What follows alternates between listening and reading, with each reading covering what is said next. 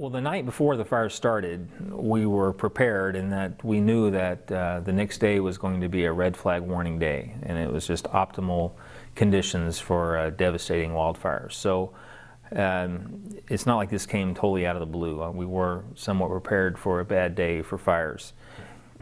When I came to work on Sunday, not long after I got to work, sure enough, the first fire started. I was driving toward Bastrop. I mean, as you hit a certain curve in the road, the smoke was just billowing up into the sky, and it sort of became a little bit more real at that point. The smoke above us seemed to have a life, and it would be really big and swirling at times, and then it would contract and get small and not move. And it was really an amazing thing to just sort of witness safely from some miles away. The next day, when Jay Yonner and I met up, and we got in his car and tried to find a way to get a little closer to the people who were doing the actual work, meaning the firefighters, that's when we found a path between two backyards north of the fire line, and just sort of drove through unobstructedly and got inside. Suddenly we were on State Highway 21, and there were fire trucks from all over the country zipping back and forth, and there was smoke on top of us and to the right and to the left. And there were times when, and I know that highway pretty well, but there were times when I had a tough time getting my bearings because the landmarks were gone. And there was so much smoke in the air that you couldn't really tell whether you were looking up, down, north, south. You know, this was a situation that I don't find myself in very often, being in, so close to a really major fire. My adrenaline was pumping, and it was, you know, it was quite scary at times. Some things that you might not think about is when you're right next to a burning house, you know, those airplanes come over to drop the red fire retardant, and all of a sudden you're, you know, almost getting hit. So you're thinking about that, and the helicopters are flying right over you, dropping water. Well, the destruction that a fire leaves is really interesting and on some levels surprising.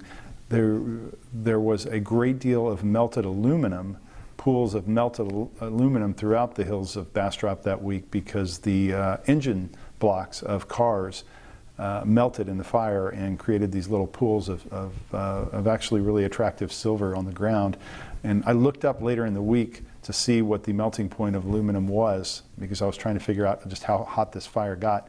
And so that told me it was well more than 1,000 degrees when it hit those cars. One of the most memorable moments of the entire sort of wildfire coverage for me was when they posted for the first time lists of homes that had been destroyed by the fire. One woman just slowly staggered through the parking lot with a man by her side kind of holding her up, and she wailed over and over and over again the word "why" at the top of her lungs. And those were the people that I didn't ever actually approach, but might have wrote about in my stories, because it just seemed like such a insular moment for them that I didn't want to break in on that and let them grieve privately. I hope my photos serve the purpose of showing our readers what it looked like inside the burn area. I know that a lot of people were trying to get in the burn area and see what their homes look like and see what the destruction looked like. So you know, I hope that I was able to serve the readers and show them something that they really couldn't see in any other way. As a reporter in a situation like this, we face a lot of conflicts. We're there to do a job. We're there to stay out of the way of the other people who are doing their work. My objective was just kind of stay out of the way, see as much as I could, write authentically about what I was watching these firefighters do, because people don't get to see them do their work in this way, not in a wildland firefight, so deeply inside woods. I was careful not to, I hope, glorify what the firefighters were doing, but I did want to genuinely and authentically capture the work that they do.